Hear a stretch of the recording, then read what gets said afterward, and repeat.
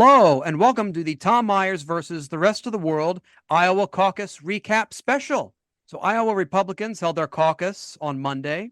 As predicted, Donald Trump was the winner among all the caucus goers. It's fitting in a state where the mindset of most of the voters that day was, I may kill someone in a multi-car pileup in this weather, but fuck it. Various numbers were thrown out on the local media outlets there in Iowa. -6, -4, feels like -45. And once they stopped talking about the chances of a candidate not named Donald Trump winning, they gave the weather forecast for that day. Florida Governor Ron DeSantis came in a distant second, followed closely by Nikki Haley. It's a miracle Ron DeSantis did so well, considering his target demographic only votes for him if they have the effects of heat stroke. Overall, it's unsettling that Republicans are still willing to go for a candidate that could receive a conviction in a criminal trial and possibly be the first president who would sign bills into law while simultaneously getting butt-fucked by his cellmate. Oh, jeez. For legal reasons, I don't want Donald Trump to be butt-fucked by his cellmate that much. From what we can see into the Iowa caucus results, the major component of the Republican Party's platform is trading in racism and xenophobia. It has gotten so desperate for the GOP candidates not named Donald Trump that while there is a clamoring for second place, which will lead to being the VP pick for a third Trump candidacy, third place will get their own show on Fox or Newsmax, and fourth place will be the guest host on Tucker Carlson's show when Alex Jones isn't available. And now, on with the show. Joining me tonight, please welcome Jeff Hysen, Gina Brown, and Davin Rosenblatt. Hey, Tom. Great to be here. Everyone, welcome. So I take it you all have opinions on what happened in Iowa. Like, were any of us really surprised at this result? Surprised. Less than 100,000 white people voted for an orange man that they've been clamoring to follow since 2015. Shock, I say, shock. And the outsized import that we give this small population, the small percentage of people who could vote that actually voted, even if they all voted, it's still a small number.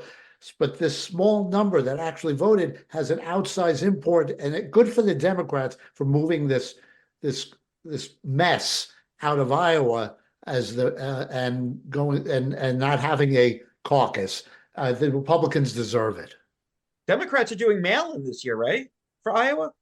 It's mail-in, and it's going to be on. They'll announce the results on Super Tuesday, so it's going to be. I thought they already announced the results. Nope, they're taking this seriously. They're just saying, like, fuck Iowa, because it's getting like I'd posted some comment, or I'd posted some image on Instagram, and someone who follows me was from Iowa, said something along the lines of like, well, if the Democrats want diversity, they have to do this caucus in Iowa, and they have to do it early. I'm like, it's Iowa. They're literally the antithesis of diversity. Yeah. There's like one city that has some people in it, Des Moines, or you know what I mean. There's like nobody else is there. Well, the college towns, they have a little. They have some diversity. But those are imports. Like they vote elsewhere. You know. Well, yeah. I mean, listen, the Democrats are not going to win Iowa anyway. I mean, no. I couldn't even tell you the last Democrat to win that in a presidential election. Yeah, it's not an indicator for us. Like I'm not even sure with this how it turned out for the Republicans. That's an indicator for them, not. Right? Like I think, you know. But what you saw though is DeSantis throwing all of his resources into Iowa. He moved away from New Hampshire. He focused on Iowa, and he barely finished second. Yeah. Meanwhile, Haley got fewer votes than him, and she's all but been anointed as the successor, if not the next president, by the Washington Post and the New York Times, who love her. They love her. So, but again, if we're talking about irrelevant things, does it really matter what the Washington Post and New York Times says about a Republican? No. Right. Right. It helps set the national discourse, and donors see it, and they saw they saw her on the front page every day. First, the Post had DeSantis, then they moved to Haley, and neither of them did well. It's like it's the best of the worst, right? So it's just that's really all that the New York Times and the Washington Post can do for the Republicans. That's it. I do have a strategy for Nikki Haley, but it would take some gumption, and I don't think she has that type of gumption. But if I was Nikki Haley, does it involve saying something bad about Trump? Would that be yes. because that is a lot of gumption? No. Yes, it does actually. Here, because here's what I would say, because they were supposed to have a debate on Thursday, this coming Thursday, DeSantis, Trump, and Nikki Haley, but Donald Trump isn't going to do it, and why would he? He doesn't have to do it. But knowing Donald Trump's base and knowing Donald Trump is base, this is what I would say if I was Nikki Haley. Donald Trump is a blabbering old pussy who's afraid to show up and face me because I'll make him look like the doddering old fool that he is. Now, you're going to piss off some Trump voters, but they weren't going to vote for you anyway. But there are some that go, wow, she's got balls. And that's what they react to. And Donald Trump would be painted into a corner like, am I going to ignore her? Am I gonna let her call me a pussy and a chicken? He might. That would be the smart thing. But either way, she's going to make headlines. Everybody's going to talk about this prim, proper, Reagan-esque Republican calling Donald Trump a pussy. And she's going to lose anyway. But if you're going to lose, you might as well go down in flames and be memorable. But she has a wonderfully large new security detail paid for by our tax dollars now because of all the flack and all the shit she'd catch from doing something like that. You see, Davin, I like your idea because, as you said, she's not going to win anyway. And listen to what Trump said today about her, today being Wednesday. Anyone listening to Nikki Nimrata Haley's, so first of all, he puts in parentheses Nimrata, like she's a Nimrod, because her real name is Nimrata. So he misspells it, and you never know with him if he's misspelling on purpose or to be vindictive because he's an idiot. But he says Nikki Nimrata, like a Nimrod, Haley's whacked out speech last night. She couldn't even beat a very flawed Ron DeSanctimonious, who's out of money and out of hope. She came in a distant third. She said she would never run against me. He was a great president and should have followed her own advice. There's nothing she can do. Yes, there is. You're absolutely right, Davin. And I think you should be on her campaign team. Listen, thank you. And I will tell you this. In 2015, I said this before when Donald Trump was running against the whole field and before he became this force, but he was just eating them up. I said, these candidates need to get comedy writers because they can't do it on their own. Donald Trump is playing a whole different game. You get comedy writers who know how to put people down and roast his thin-skinned ass. Because, and I bring this up all the time, before Jon Stewart retired from the Daily Show, he was roasting Donald Trump. And when Jon Stewart was still doing the Daily Show, as you guys, I'm sure, remember, all the major media outlets were covering clips of the Daily Show. It was part of what they were, MSNBC, CNN, and he was roasting them, but he retired and nobody else has roasted him in that way since. Donald Trump never becomes president in my mind. So take that what it's worth. If Jon Stewart doesn't retire and he was roasting him on ways like how he ate pizza. Jon Stewart was not afraid. Jon Stewart would go toe to toe with him and nobody else will go toe to toe with him. That's the problem. Except Chris Christie, and nobody wanted to hear from him. Interesting thing I noticed, this thinking of just doing this episode and putting everything together, that Iowa switching to like extreme Republican the way it has is only a recent phenomenon. If you look back at the last 9 presidential election cycles, the Republican candidate for president only won Iowa 3 of those times. Trump won it in 2016 and 2020. Bush won it in 2004. Like even Michael Dukakis won Iowa in 1988. And that was that was when the Democratic Party was among its lowest ebb. So Obama carried Iowa very, very handily, very handily. He won the caucus there. That first his first go at the White House. With the outcome of the caucuses in the Buckeye State, not a surprise given the various polling done among Republicans there, the results were a foregone conclusion, as we can see in this collection from various news outlets early Tuesday night. Hallie, I got to interrupt you. We have a major election alert from our decision desk. We want to stand by for breaking news. I think we have a call, and we do. NBC News can now project that Donald Trump has won the Iowa caucus. The first vote's just coming in with Trump leading Haley and DeSantis by double digits.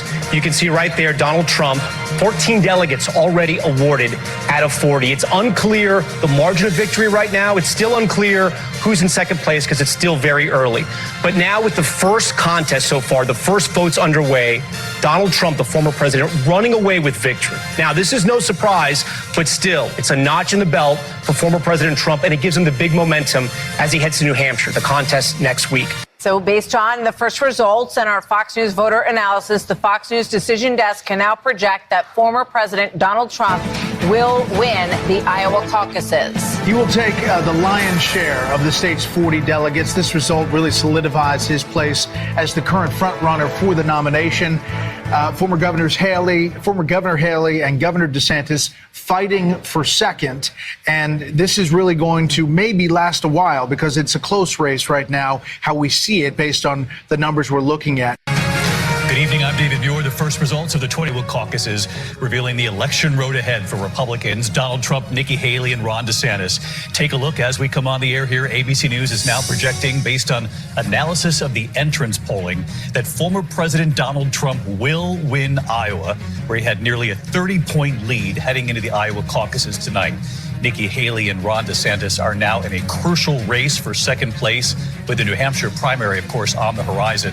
DeSantis heavily invested in Iowa, visiting all 99 counties, attending more events than Trump and Haley combined. But again, as we come on right now, Donald Trump, we are now projecting, based on analysis of the entrance polling, will win Iowa. The correlation between Ron DeSantis and Donald Trump in that one, it's a bit like, Ron DeSantis must feel like the comic who does a comedy contest. He's got a tight set. He hits everything. He does everything he needs to do. He prepares, but then loses to the guy who brings 30 of his friends and closes on a joke about how he creates an ice cream sundae using his own cum. Whoa. Wow. That was something. Yeah. Quite the image. Thank you. Yeah, I think they were it was the way they were like, breaking news.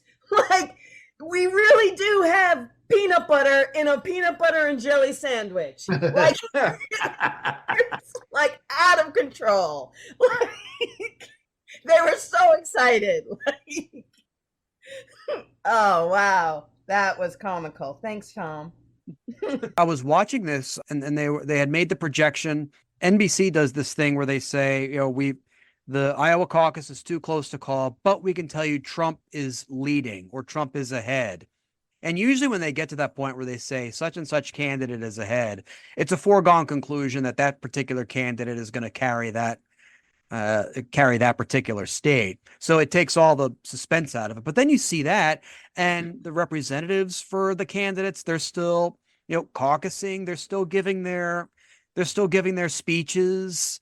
So it's like, I imagine like everybody there has phones and everything. So they kind of know what's going on. So if it's got to be absolutely deflating to them to see, all the news outlets are saying that the guy I'm supposed to be stumping really hard for didn't win. What's the point? Well, right. And it's 15% of a party. Is that noteworthy? Like 15% of the Republicans came out to vote. Like, is that even, can you win that? Is that something? I don't know if it's noteworthy. Tell me what you think of this idea. and I've thought this for a long time. I don't know if it's feasible. I think it is. Because of what the point Tom was making, people are still voting while they're giving their code words for who's winning.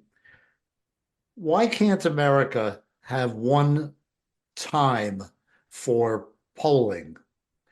All ballot boxes, all polling places across the country, except for Alaska and Hawaii, which are hopeless, are open the exact same hours. 10 a.m. to 10 p.m. Eastern, 7 a.m. to 7 p.m. on the West Coast. And everybody's open the same time. So no one's closing early. So there's no question about, well, the East Coast is trending this way, so people on the West Coast aren't going to vote, or they feel because they feel their vote won't matter. How about for 48 states, one open and close time? But there's no consistency across any of the election boards, regardless. So it's not just about polling time. It's about other things that are inconsistent across counties and states for elections. Anyway, I'm an election. Yeah, I agree with Gina. I mean, I like it in theory, but they can't all get their act together. Yeah. You know, some places have mail-in voting, some doesn't. Some people are still waiting online. There's no great way to do it. Now, I do think with the caucuses, and I've thought this for a while, I feel like Jeff was talking about like the general election. Which, Yes. I feel like with the caucuses, they should divide the primaries. They should divide the country in quarters and rotate every 4 years how we do it. Instead of making Iowa number 1 and New Hampshire number 2, you know, 1 year it's the Northeast, another year it's the Southwest. Everybody gets a shot to be number 1. Everybody, you know, and then you don't have to spend a year in Iowa. I mean, really, who wants to do that anyway? Like, you don't have to show up to the Iowa County Fair and choke down a corn dog. You have to show up to that quarter of the country. But why do you even have to have a caucus? Well, listen, how else are you going to get to meet your neighbors? Right. I mean, you should be campaigning everywhere, whether, you know, it's Iowa or Nebraska. Like, you have to get the word out about who you are and why people should vote for you. But, you know, I don't know, since even if you do that in Iowa, like, you know, Minnesota doesn't know who you are. Like, you know what I mean? So what's the point of the caucus if it's only one state anyway? No, well, I think that's the primary you're talking about. What's the point of that primary? Well, yeah, what's the point of that primary? Yeah. Right, because the caucus is just how they do it, which is they get together and they argue amongst themselves and go, listen, Nikki Haley's the bee's knees. But yeah, I mean, our system is flawed. I don't know if Tom wants us to solve that tonight.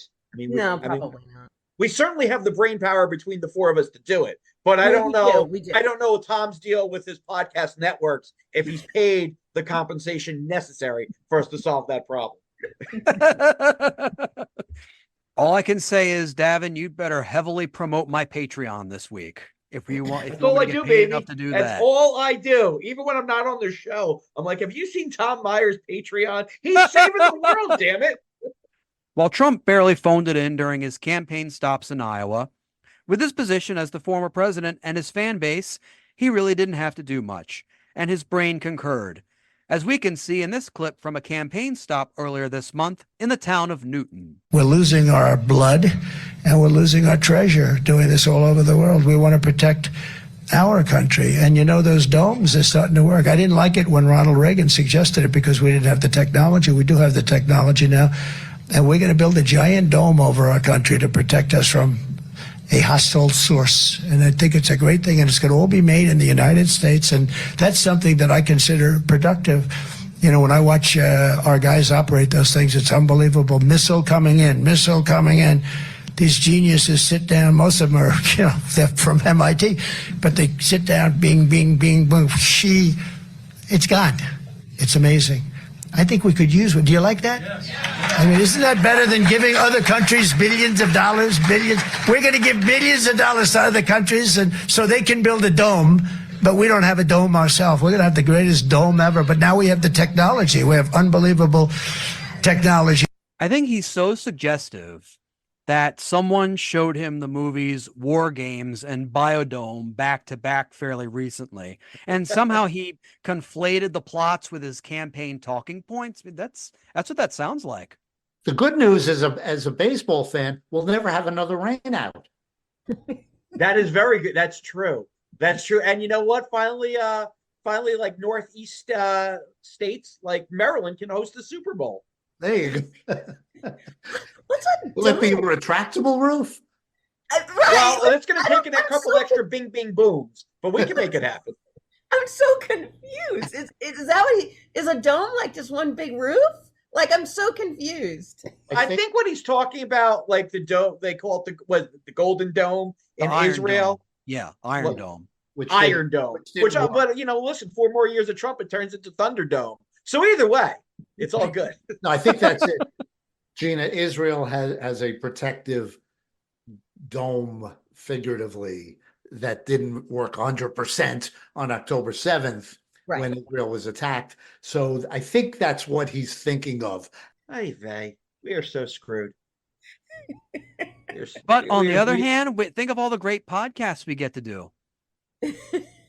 Well, yes. Yes. You know, when I lie in bed in fetal position thinking about the future that my daughter has ahead of her, I go, but you know what? At least there's podcast material. At least we have that.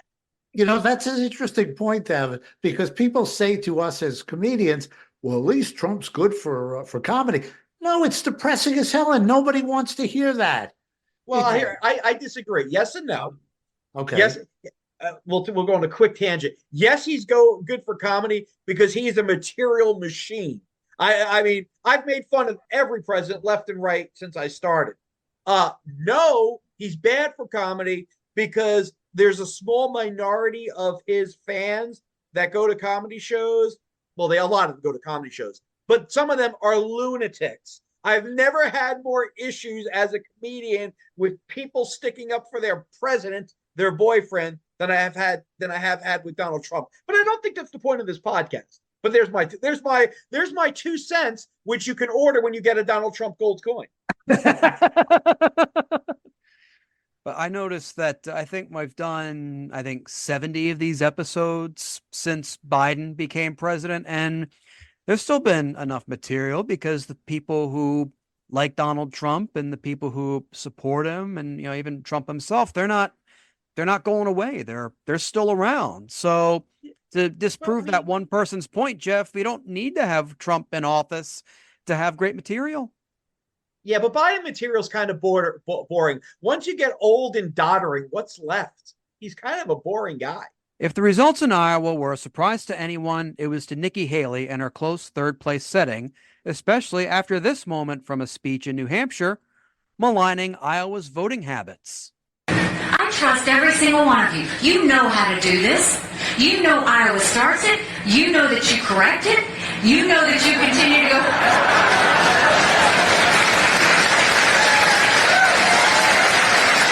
My sweet state of South Carolina brings it home. That's what we do. That's what we do. I mean, that kind of reminds me of a gig I did, I'd say like 16, almost 17 years ago now. It was in front of a bunch of Clemson students. I just spent the first 5 minutes ragging on the Gamecocks because that's their big rival down there, their big college rival. And I just had them eating out of the palm of my hand. So in a way, I could see what she was doing. But like, unlike me, there's like cameras and news outlets and stuff following her around. So probably a poor choice, and she tried to walk it back. She's been walking back a lot of things lately. Her America is not a racist country comment, and then she forgetting, of course, slavery. Yeah, she doesn't seem to be good on her feet. Well, she's going to be judged like a normal politician, unlike Donald Trump. I mean, listen, people don't understand this. You'll see people, they try to run as Donald Trump. We saw it in the congressional races and in the Senate races, And if it's even close, they lose because they're not Donald Trump. There's only one Donald Trump, and nobody seems to get that, which is why I go back to what I said earlier. You have to run a completely different type of campaign. You have to forget everything that you've learned as a politician and go, all right, I'm in the ring with a Teflon pit bull. How am I going to survive this? That's what you got to do. And Chris Christie tried it, but it was too late for Chris Christie. I mean, Chris Christie had his opportunity to run for president, and it wasn't in 2024. So, I mean, I guess, but I don't know that is it worth, I mean, I suppose if you're in politics, it is worth putting your integrity to the side if you even have any. But I just can't imagine that you would get rid of every positive thing that you might have about you, except, if you're a Republican, and then put this all against this narcissist. He's a cult leader. So if there's nothing you can do, why would you stoop so low? Why would you do that? Well, then Gina, then why run? What's the point? Because I think you're right. I think you're trying to get people, you're trying to actually appeal to like heart and logic and policy. Even. Oh, sweet Gina. sweet Gina. Have you met us? Have you met humanity? What are you? You're adorable. I mean, I know, but I'm just trying to think. I mean, on the Dem side, I'm not saying they don't get a little bit dirty, but they're not getting that filthy over there. They're going after policy and things that make sense. So when you go to pull one thing or the other, you're like, well, really, I like what they think about education. I like the way they're talking about Social Security. But over there, it's not even about policy at all. And I think that the people that are trying to. Do you think it's not about policy? It's about making me feel good. And that's who we are. That's what the society is about. How do I feel good? What makes me feel good? And there's a segment of the population Donald Trump makes feel good. It's nobody on this show, but there's a lot of those people out there. Yeah. And I've met them. And, a lot of them are good people. A lot of them are good people. But the guy has a charisma. It doesn't appeal to anybody here. So you got to figure, you need somebody who's charismatic to go after him. Right. And listen, Joe, like we were talking about, Joe Biden didn't win the general because he's charismatic. This last time, there was a few thousand more people in the states that mattered that were appealing to what Gina says, logic and decency. No guarantee that happens next time. Well, if the Dems show up, we win again. I mean, that's just how it is. The big if. Right. No, I get you. I completely get you. But then I hear what you're saying, but no woman then is going to ever appeal. And no woman who, even if she pretends that she's not a minority, she is. She's a minority of convenience. Whenever it makes sense for her, she pulls that card. She's never going to pull a MAGA. The only person that probably could have was Ron, because he looks just like him, but he doesn't have the charisma. So you're probably right. They need another Nazi. Tom, I hope you call this segment, They Need Another Nazi.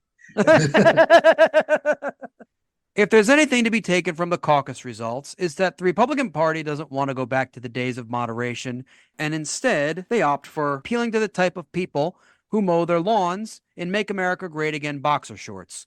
Former New Jersey Governor Chris Christie expressed this sentiment in a hot mic moments before he announced he was suspending his presidential campaign, as we can hear in this clip. Yeah, that's what you get. Yeah, I mean, look, she spent $68 million so far, just on TV. Spent $68 million so far, $59 million by DeSantis, and we spent 12.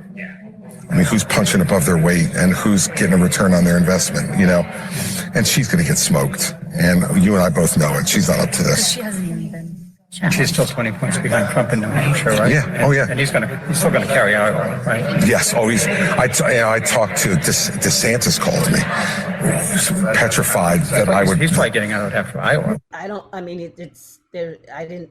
He was just telling the truth. I think. Was he though? First of all, should Chris Christie be saying punching above anybody's weight? Right. No. Bad analogy for him.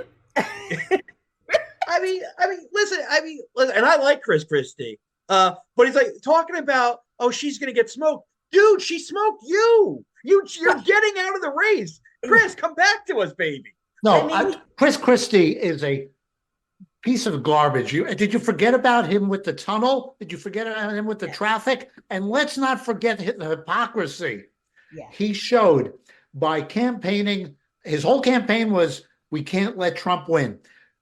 Who did he support 4 years ago?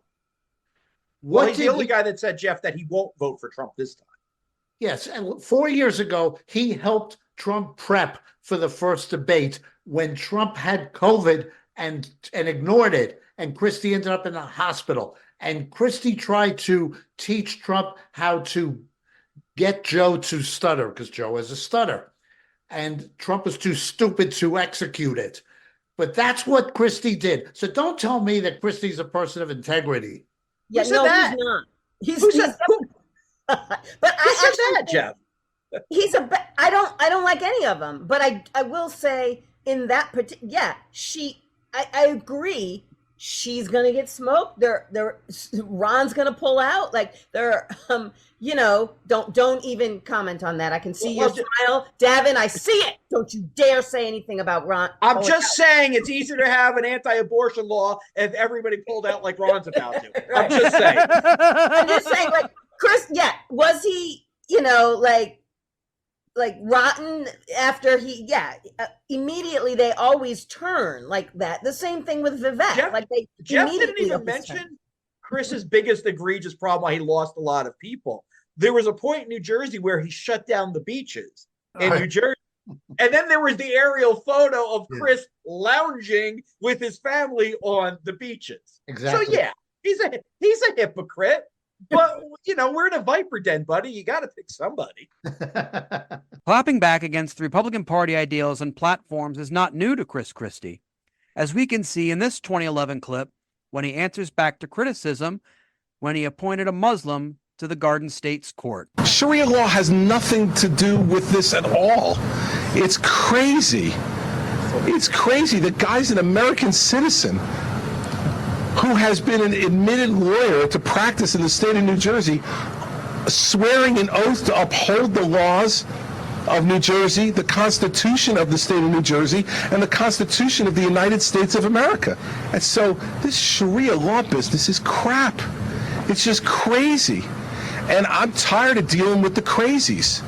I mean, it's just unnecessary to be accusing this guy of things just because of his religious background. I mean, this is typical, blue state Republican governor optics. I mean, Gina, Jeff, and I saw the same thing with Hogan to an extent here in Maryland, especially during the COVID outbreak and his refusal to support Donald Trump in 2020 and 2016 as well. Yeah, I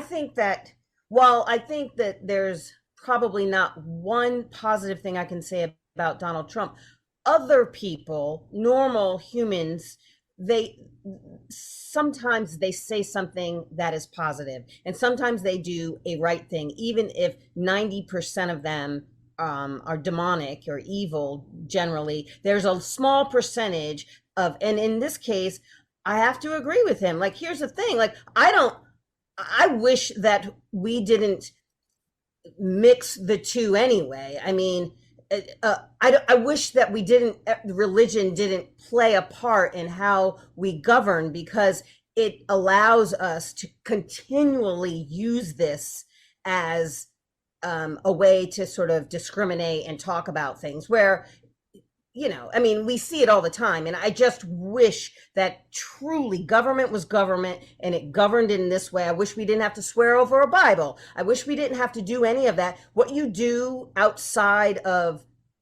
government should just be that, simply your life. That has nothing to do with how I pay my taxes. I don't know if this is if this is a metaphor, or I think this is sort of symbolic of what's going on in politics today, especially in the Republican Party. It was really, really hard to find that video clip. Like, I remember when that first aired all those years ago, like there were endless clips of it around. And if I knew I was going to be talking about that clip on a podcast 13 years later, I would have found a way to save it instead of relying on what's basically a third generation copy of a crappy video. Like, of course, I mean, not crappy in quality, not in content, but it's sad that stuff like that doesn't get around more often. And that's not more in Republican Party ethos. I'm going to say something that's probably a very unpopular to the majority of your listeners. I think at his heart, Chris Christie's actually a good guy. I think he's a good politician. Does he do things that we disagree with? Absolutely. But I think at his core, much like your former mayor, Governor Larry Hogan, I think they're good people. And then you could just argue policy. I'd be a lot happier if we could just have like essentially good people arguing policy. I remember when Hurricane Sandy hit, Chris Christie got skewered because he met with Barack Obama and hugged him. Why did he hug Barack Obama? Because Obama was coming to give money to the state, the people of New Jersey, and Chris Christie was doing his job, which was to serve the people of New Jersey. So yeah, I mean, I know we look at what he did with Trump, and none of us on this show like Donald Trump, spoiler alert, breaking news. But I think the guy's a good guy, which is probably why he had no shot running this year as a Republican, and why Larry Hogan had no shot running as a Republican. They don't want a good guy. They want Donald Trump.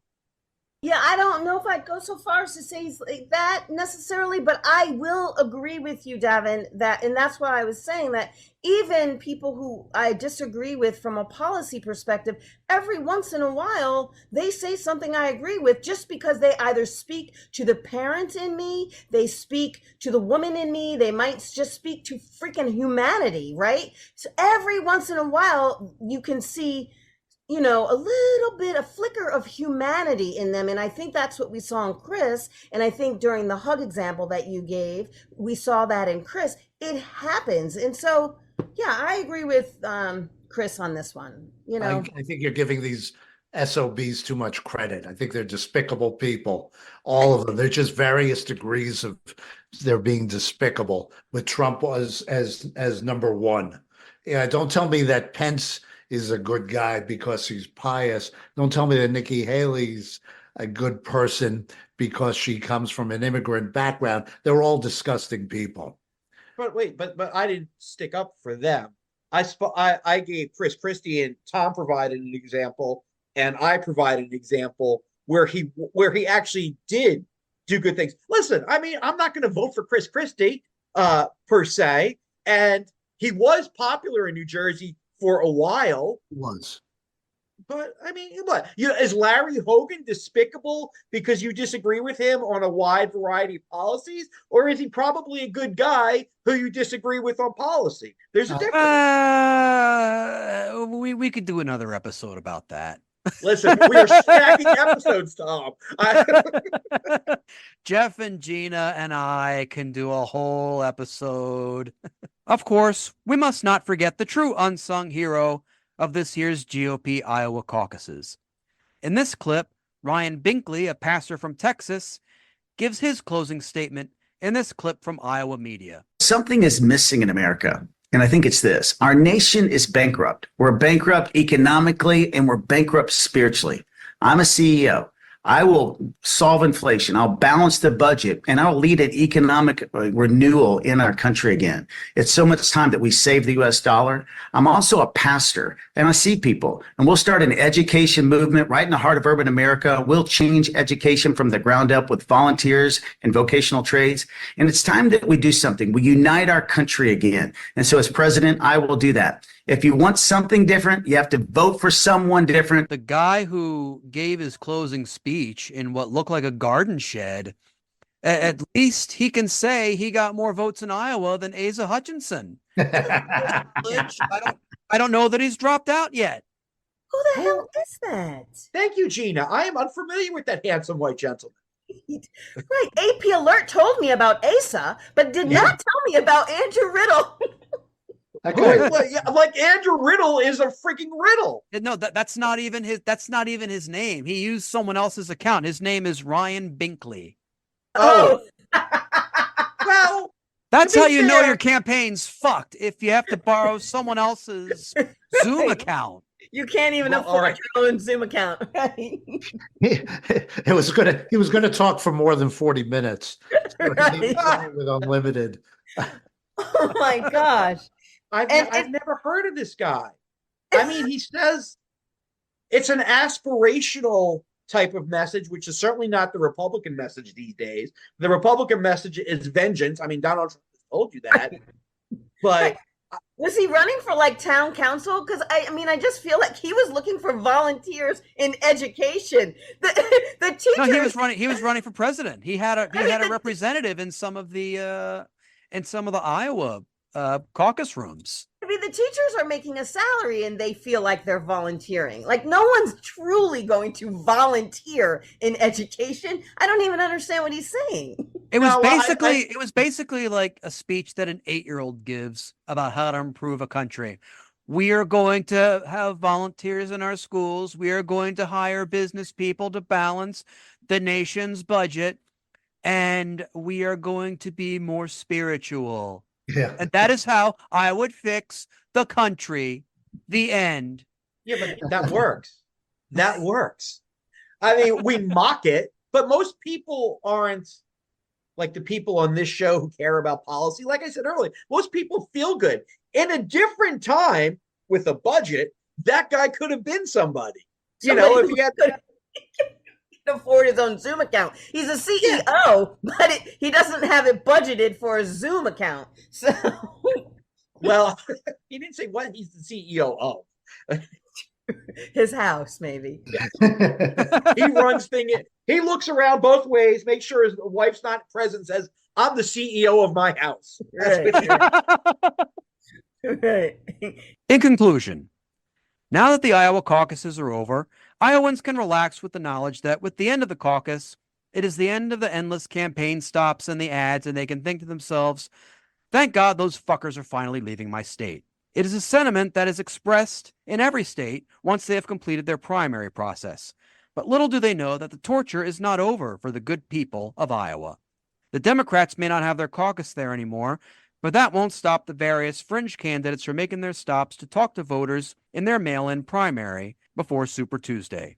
The Iowan may be interrupted by a visit from Dean Phillips, who will resort to a coffee meeting disguised as a traveling roadshow before being chased off by pitchforks and torches, as Dean Phillips is slightly less coherent than Frankenstein's monster.